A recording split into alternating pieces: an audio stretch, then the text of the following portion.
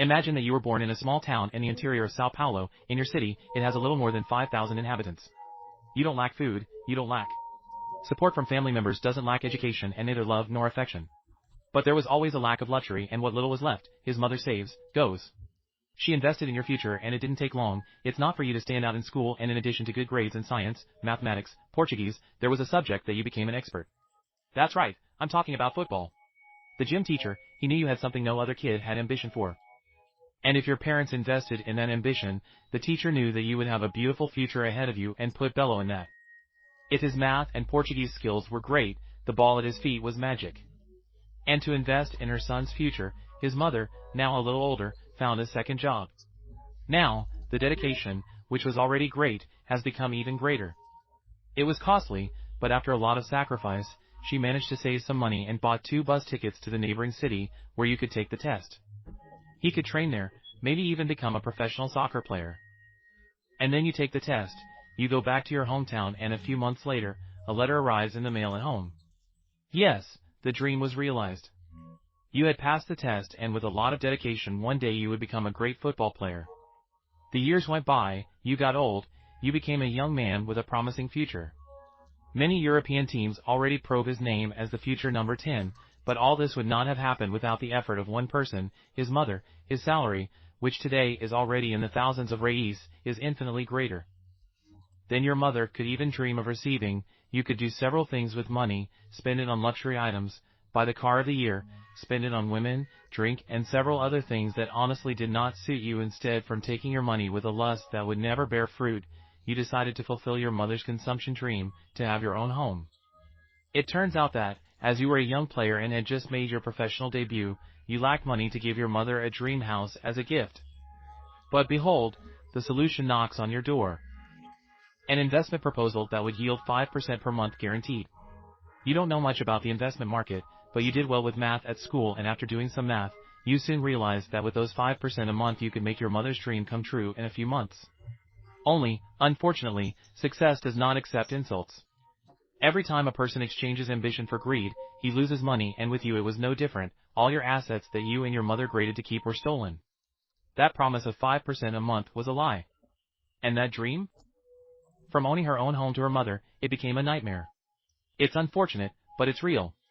This happens every year, with more people than you can imagine, and it can also happen to you, who are a football player and who don't know how to manage their money, who received an inheritance, for example, and don't know what to do with all that equity, or with you, who already have a good amount of money invested with you too, who still don't have a good amount of money invested. It will also happen with you, who don't have the slightest idea how to manage your money. This will also happen, and even with you, who can be a person with more than 200 IQ, but who is subject to succumbing to greed. Just to give you an idea, literally anyone can lose money in the market. One of mankind's greatest geniuses, Sir Isaac Newton, he succumbed to greed. He lost money in the financial market. The year was 1720, when Newton, who was recognized until then as the main scientist of the time, he was much admired for having defined the laws of gravity. In addition to being head of the British Mint, he purchased shares of the South Seas Company for £175. 3 months later, Isaac Newton sold his shares for almost twice as much. It was good money. Of course, it was an almost 100% return in a few weeks. Today's values will be a tone of 320,000 BRL, which is not bad at all. But it turns out that he didn't stop there, because Isaac saw his friends, they buy in the same stock and they make a lot of money as him. Their friends will be saying something: how is everyone making money, if it's really going to be out? And that's when one of the smartest men in the world broke principles. He got carried away by greed, and he bought back his shares again, only now, paying much more for them, until the ball broke. The rise in prices no longer reflected the company's results. The only reason for the rise was that someone is willing to pay more. By the papers, Isaac Newton broke the installment. Now he was smaller than when he bought it for the first time, and that was that well-known phrase, right? I can calculate the motion of the stars, but not the madness of men. So even a genius like Isaac Newton has already lost money, because a person like you and me, we couldn't lose too. Of course, losing money by buying a business at unreasonably high prices is different. You lose money by a fraudster, but in both cases the causes are always too ignorance or arrogance.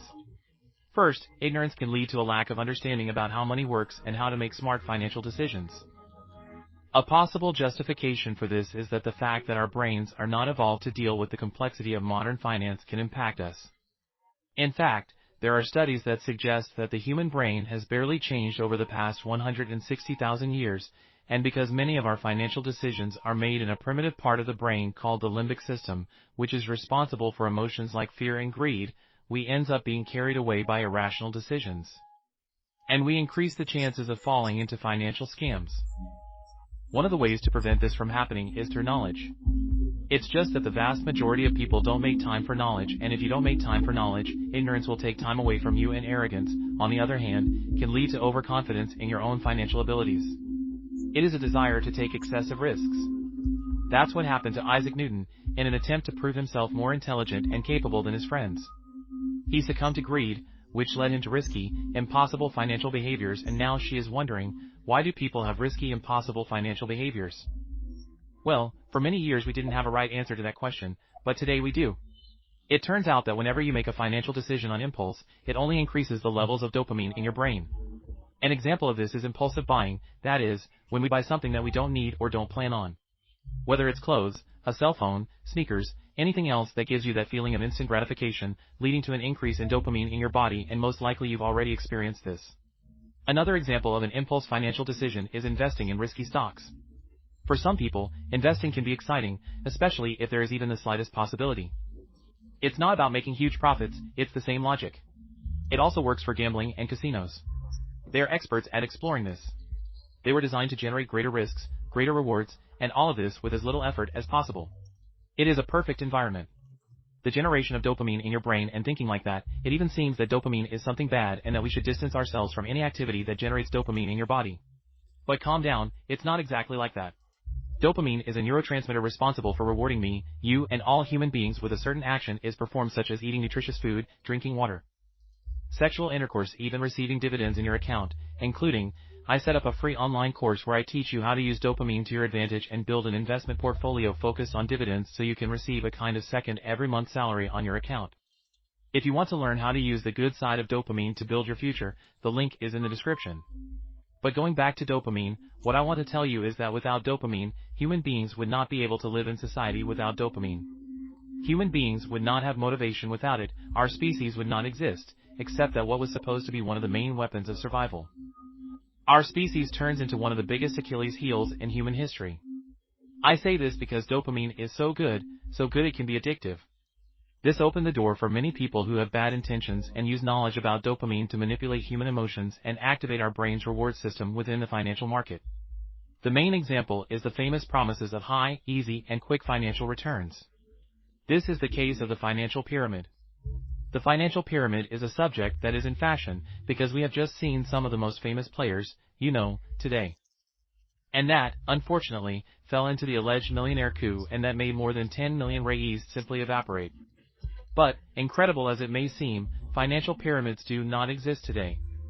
Back in 1919, an Italian named Charles Ponzi created what became the most famous scam in history, a scam in which the profits come from other people's money and not necessarily from a business.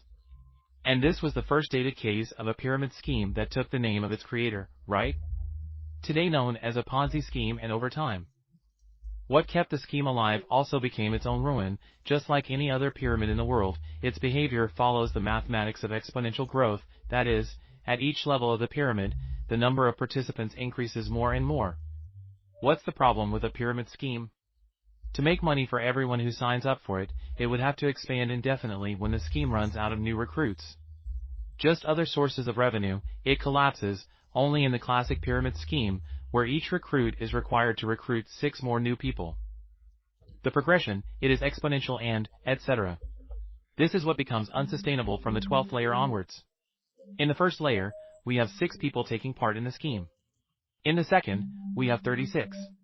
Soon after, 216, then 1296, 77, 76, then 46656, until in the 12th layer we have 2.2 billion people in the scheme. In this case, the 2.2 billion people in the 12th layer, if not forced to recruit more than 13.1 billion people in the 13th, the only small detail that prevents it. That this happens is that in the year 2022, planet Earth reached the historical mark of 8 billion people, that is, the part of the 13th layer no longer has enough people to support a pyramid scheme worldwide. Well, I think that with everything I've told you so far, it's already clear some ways to identify a financial pyramid. First of these are the promises of quick and easy return. The founders of a financial pyramid often promise high financial returns with little or no effort. The second point is member recruitment, so the pyramid scheme. Financial usually requires participants to recruit new members to earn money. These new members need to recruit more people for the pyramid to continue. Third point is the lack of real products or services. So, financial pyramid schemes usually do not have real products or services, or their products are of dubious quality, they are just a facade to attract more investors. The fourth point is the pyramid-shaped structure, right? Participants are organized into several levels within the structure, in the form of a pyramid, with founders at the top and new members at the bottom, the founders. It actually receives most of the money, while the base members earn very little or nothing. The fifth point is the need for initial investment. Participants need to invest money to join the financial pyramid scheme. It's almost like a ticket, created an integral purchase to be able to participate in the scheme. The sixth point is the difficulty of making a profit, so as the financial pyramid scheme grows, it becomes more difficult for the base members to make a profit, as they can recruit more and more people to earn money. And the 71 point is the lack of transparency. Pyramid scheme founders often do not provide clear and accurate information about how the scheme works. Many times he tried to hide or minimize the risks involved, saying that there is a guarantee in precious stones, gold, land, or cryptocurrencies and token, which has become more and more common, or several other things, okay? Now let me consolidate some important things here for you. First of all, if you fall into a scam, or do you know someone who has already fallen into a scam? Don't be ashamed of true learning. It's not in the act of making mistakes, but what we do from the mistake. Investing was not meant to be stressful, much less to cause any emotional distress, either for you or your family. Investing is the multiplication of assets through diversification, discipline, and long-term patience. That's what builds income. Second, scams and financial pyramids are much more common than you might think. A survey by the Brazilian Federation of Banks points out that 22% of Brazilians have already been victims of at least one of the 17 most common financial scams in Brazil. Including, this just shows that even though it's been 7 years since I've publicly taught people about how to take care of their money, my mission around here is just beginning. Third place. Do not seek advice or hot tips in the financial market, seek the knowledge that will allow you to make a decision at TIM, which is usually always the easiest way. The path of true information. But when we do that, I was a slave to the opinion of others, almost a suicide, especially when this happens here on the stock exchange. And the fourth last point is that no matter how hard I try, it is practically impossible to educate the whole of Brazil financially. So not everyone wants to learn. Not everyone has time to learn, and not everyone knows how to invest, and not everyone has the will to take care of their own money. So if you are watching this video, you are a football player, it will be a great pleasure to help you in some way, teaching a little knowledge that I acquire. After 7 years producing content and another 7 years, he works in the financial market, and not only will it be an honor, but we have an investment consultancy here in the Primo Group called by Ti Fio. So if you're a football player, I know many of you know me, message me on Instagram. If you need any help, send me a direct and I'll forward you here within the group so that we can take care of your money and help you manage your resources better. It's good that you can imagine, I'm not going to venture out to play ball. Maybe it's not the way for you to venture out either, doing it alone too. Anyway, at the end of the day, a large part of the Brazilian population still needs financial knowledge that allows you to build assets, in the long term, a quality retirement. And I hope that I can add at least a little to this great challenge. I'm staying here. A big hug until the next video, and bye.